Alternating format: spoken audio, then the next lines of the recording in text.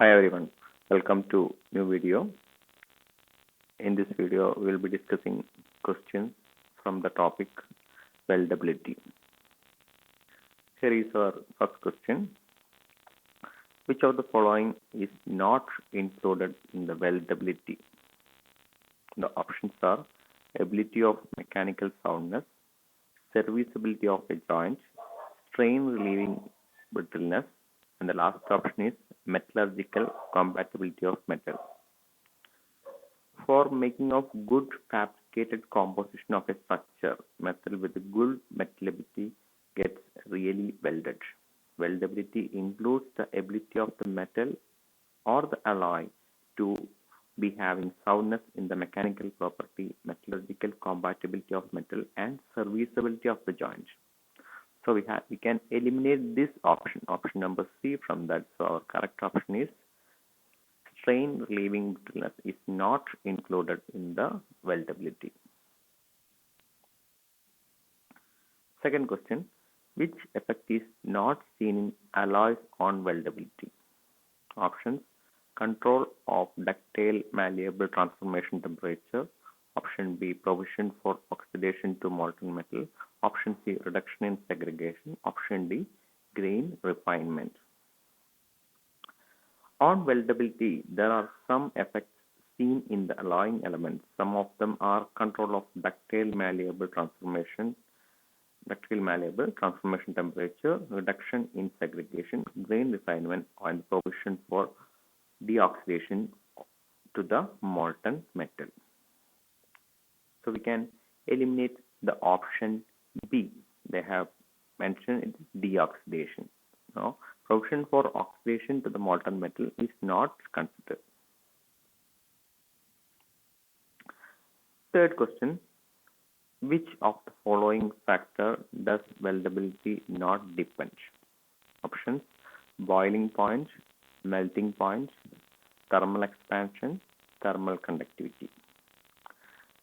Again, weldability is depend on 5 factors of the metal or alloying element. The factors being the melting point, thermal expansion, thermal conductivity, surface condition, and the change in the microstructure. So we can eliminate from this the boiling point of the material is not considered during the weldability. So weldability is independent of the boiling point of the material. Which of the following is not a way of correcting the metal which does not have good weldability properties? Which of the following is not a way of correcting the metal which does not have good weldability properties? The options: procedure of welding, provision of fluxing material. Option C, provision of filler material. Option D, procedure of adding filler material. When a particular metal or an alloy does not have desirable welding characteristics, then it can be corrected by proper fluxing material, correct filler material, and a perfect welding procedure. So we can avoid the option, or we can select the option D, procedure of adding filler materials cannot be selected. Fifth question, what does HAZ stand for? It's a very simple question. All of you have studied what is HAZ. It is the heat affected zone. Our options are helium aerated zone, heated area zone, heat affected zone. That's the correct answer. Heat allowed zone. All the three are the wrong answer. So it's a very simple question. With an increase in the heat input of arc welding method, how does it affect the welding speed?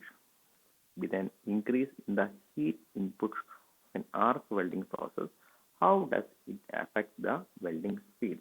Options: A increases, B decreases, C remains the same. Fourth one, no relation. In an arc welding process, for calculating the efficiency, we use the formula for heat input. According to the heat input formula is inversely related to the speed of the welding.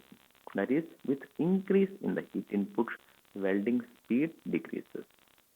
When we do the welding in a very slow manner, the heat input will be high. So the correct option is option B.